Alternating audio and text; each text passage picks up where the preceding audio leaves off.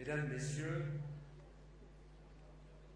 nous sommes tous réunis aujourd'hui pour nous mobiliser pour les habitants du camp d'Ashraf, et je voudrais ici remercier les responsables politiques d'Europe, d'Amérique, qui ont voulu, par leur présence, manifester leur solidarité avec les réfugiés du camp d'Ashraf et autour du Conseil national de la résistance iranienne et de sa présidente, Madame Rajavi. Je parle ici au nom d'un grand nombre de collègues députés. Nous restons ensemble mobilisés sur la situation humanitaire des résidents du camp d'Ashraf.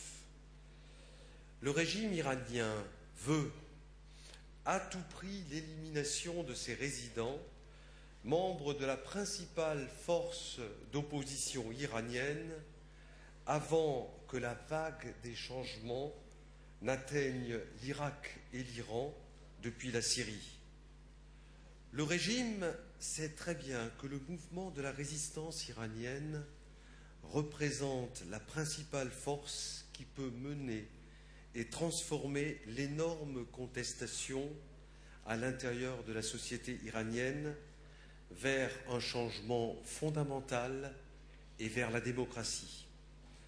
Le bilan de 33 années de règne d'une théocratie despotique devrait amener la communauté internationale, en particulier l'Union européenne et les États-Unis, à reconnaître la résistance iranienne et sa présidente élue comme l'opposition légitime et l'alternative démocratique au régime iranien, et en même temps protéger les résidents d'Ashraf.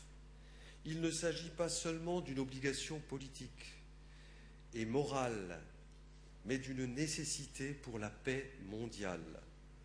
La solution durable pour débarrasser le monde du fascisme religieux qui cherche l'armement nucléaire est un changement de régime et l'établissement d'une démocratie laïque à l'attitude non nucléaire. Ce changement ne peut être réalisé qu'entre les mains du peuple iranien et de sa résistance.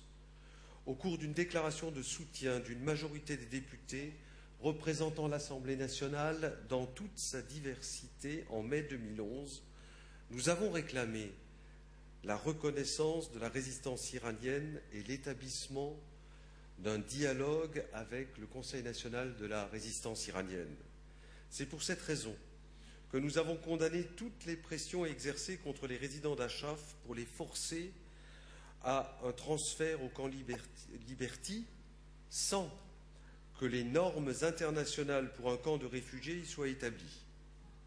Nous pensons en effet que le préalable à tout transfert des résidents d'Ashraf vers Liberty est de fournir les assurances minimales aux résidents, assurances qui sont légitimes et raisonnables, sans lesquelles Liberty ne serait rien d'autre qu'une prison. La liberté d'emmener des biens meubles et des véhicules à Liberty, la non-présence de la police à l'intérieur de la petite zone de ce camp, la liberté de circulation, l'assurance d'une zone de résidence minimale sont des conditions minimales qui, si le gouvernement irakien n'est pas prêt à les assurer, démontreront son intention de nuire et excluraient par conséquent tout transfert de la part des résidents.